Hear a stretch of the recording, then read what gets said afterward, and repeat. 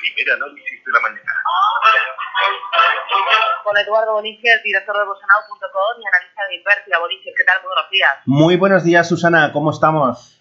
Fenomenal. Oye, tras el zarpazo de la semana pasada en la que el IBEX 35 perdió más de 7 puntos porcentuales, ¿dónde colocas los próximos soportes? Bueno, pues los soportes están de lleno donde vamos a abrir. Venimos con una sesión asiática en rojo, bolsa de Japón, por ejemplo, bajando un 2%, futuros estadounidenses dejándose un 1.8%, la excepción del Nasdaq, que va un poquito más relajado, baja un 1.13%. Esto significa que vamos a tener hueco de apertura bajista y además esto implica que perdemos los mínimos del viernes. Es decir, que la zona comprendida, porque estuvimos, si tenemos un poquito de memoria, estuvimos en un rango bastante estrecho de precios entre el mes de abril y el mes de mayo. Esa zona, ese rango de precios, aproximadamente estaríamos hablando entre los 7.200 en los que ya directamente vamos a perder en la apertura, y se extiende hasta los 7.050 puntos aproximadamente.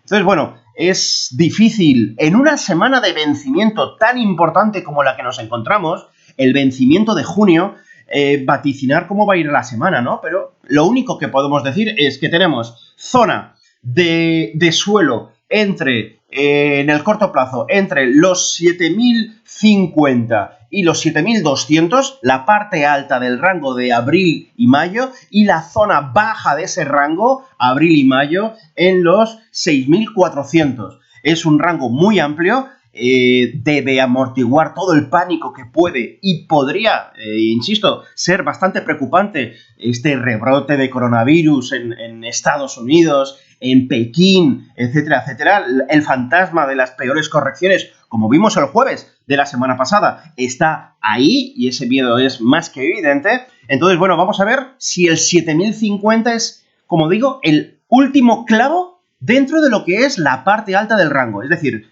son 2 meses de lateralización muy amplia. Esto nos tiene que ser capaces de aguantar todo lo que nos venga encima ahora mismo, todo el miedo de toda la gente que ha entrado y quiera salir, ponerse corta, etcétera, etcétera. Y si no es suficiente, pues entonces iremos a visitar los mínimos. Pero bueno, hoy por hoy, escenario descartado. Y además, difícil hacer un pronóstico de una semana que culmina con un vencimiento tan importante como el de junio, ¿no? Entonces, bueno, difícil mojarse, la verdad, esta semana. En este escenario, mejor nos mantenemos al margen del mercado, no entramos ni para comprar ni para vender, quietos. Bueno, pues yo lo que voy a hacer es esperar tranquilamente a la parte baja del... Vamos a ver si me explico. A la parte baja del rango superior. Es decir, esa franja de precios entre el 7.050 y los 7.200, voy a esperar que sea testeada ese 7.050 y ver qué ocurre a partir de entonces. Si hay volumen y el giro es brusco al alza en ese 7.200, en ese 7.050, una vez testeado, entonces sí que me voy a meter fuerte en el mercado bajo la premisa de ver otra reacción alcista y una contención por parte de los inversores del miedo, ¿no? Lo tenemos controlado. Ese sería el mensaje, ¿no? Y la pregunta que me vas a hacer casi seguro que ya me la sé. ¿Qué compro, no? Si hay rebote, ¿qué se apuesta? Lo de siempre. Estamos viendo 2 tipos de sectores que están encabezando la lista de los valores que más suben y de los que más bajan. Sector bancario y sector turismo, con IAG a la cabeza. Bueno, pues eso sería lo que yo compraría. Si el 7.050 es testeado y vemos rebote con volumen, dentro de BBVA, dentro del Santander, dentro de la banca mediana también, y dentro de IAG, buscando, insisto, reacción alcista y, por supuesto, con un ojo puesto en Wall Street, por supuesto. Oye, ¿el mercado americano lo ves mucho más firme? Sí, lo que pasa que allí tenemos una corrección fuerte porque, claro, lo que hemos vivido ha sido pues una vuelta en V brutal, hasta el punto de que, por ejemplo, el tecnológico pues ha marcado nuevos máximos históricos, ¿no? Entonces, bueno, vamos a ver este ajuste, la virulencia del ajuste, ver, por ejemplo, para comenzar la semana, que estamos cotizando ya por debajo de los mínimos de la semana pasada, pues no es nada bueno, ¿no? Pero bueno, por ejemplo, allí tenemos para el S&P 500 mi referencia pues en torno a los 9.260 puntos, mientras que no sean perforados en base cierres, estoy bastante tranquilo. Incluso ver un 38.2 de corrección de toda la reacción alcista es mandar el SP500 a los 2.827 puntos. Dentro de lo que cabe, deberíamos estar preparados para ver ese ajuste, ¿no?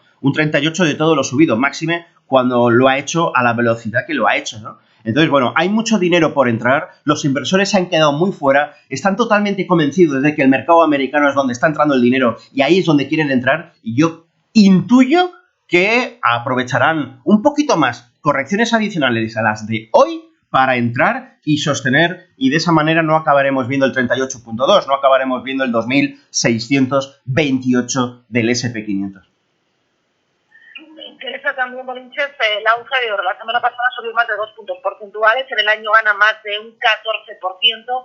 Tú eres un firme defensor de la compra de oro físico. ¿Llegamos a tiempo o el tren ya está más que perdido? No, en absoluto, no está más que perdido. Lo que ocurre es que está esperando tranquilamente su momento. No es el momento del oro. El oro necesita un combustible que se llama inflación, no está ni se le espera todavía en el corto plazo y está lateralizado, consolidando subidas tan brutales como las que ha hecho. Hay que recordar que arrancó de marzo en los $1.450 y se ha plantado en 1.750. Bueno, pues lo mejor que puede hacer un activo cuando sufre ese tipo de revalorización es mantenerse en la parte alta del rango, ¿no? Sin corregir mucho. Bueno, pues ahí lo tenemos. 1.750, parte superior, 1.670, parte inferior, esperando su momento. Ahora estamos en la parte alta, no se compra, hay que ser comprador en 1.680, por ahí aproximadamente. Así que paciencia y a seguir esperando. Ya, hoy estos días estás mirando el volumen de negocio. ¿A ti te importa si el volumen de negocio, como has comentado antes, que esta semana están teniendo opciones futuros, el vencimiento de junio que va a ser realmente importante? Cuando hay subidas hay más volumen de negocio, cuando hay caídas bruscas aumenta el volumen de negocio. ¿Eso te importa ahora? Sí, eso es vital, sobre todo esta semana. Esta semana es de vencimiento y va a ser muy importante, ¿no? Entonces tenemos, por un lado, ver que con las correcciones del jueves-viernes de la semana pasada, el volumen ha ido decreciendo, lo cual denota cierta tranquilidad. El volumen es alto, pero viene decreciendo y eso es importante. Segundo, el mercado, cuando es alcista y tiene fortaleza, ante sesiones alcistas el volumen crece y ante sesiones correctivas el volumen decrece. Luego, esa pauta llevada a terreno estadounidense es vital. Es ver que el SP500, por ejemplo, es capaz de contener el volumen, no ser alto cuando vemos correcciones. El problema está en que precisamente el jueves tuvimos volúmenes muy altos, ¿no? Es decir, con esa vela atroz tan correctiva, pues obviamente el volumen se disparó y eso es preocupante, la verdad. Ya. Oye, me interesa también, si vemos que el mercado se tambalea en el día de hoy, como los futuros americanos vienen en rojo, como sí, las bolsas asiáticas también vienen en rojo, ¿abrimos cortos? ¿Te parece una buena idea?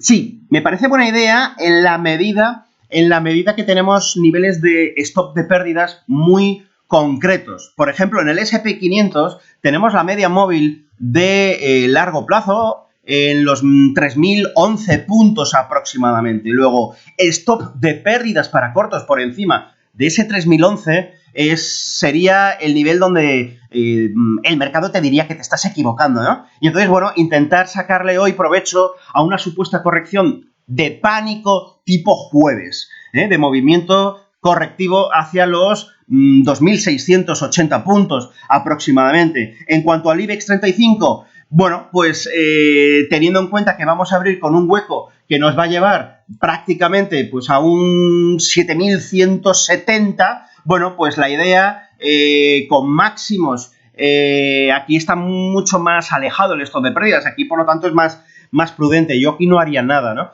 Entonces, si acaso lo harían el SP500 simplemente porque el stop de protección está mucho más cercano del precio actual. Aquí en el IBEX tendríamos que protegernos por encima de los máximos del jueves. El que comenzase a cerrar el hueco del jueves sería sintomático de que no hay miedo, ¿no? Y por lo tanto de que la posición corta no tiene cabida. Pero claro, es que ya nos tocaría abrirla inclusive por debajo del 38.2 de toda la reacción, desde los mínimos de marzo. Es decir, has perdido el tren. Pues ahí queda la visión y las estrategias. Eduardo Bolinches, analista de Invertia, director de bolsanao.com. Gracias y que tengas feliz semana por el lunes. Y igualmente, saludos a todos. Adiós. Chao.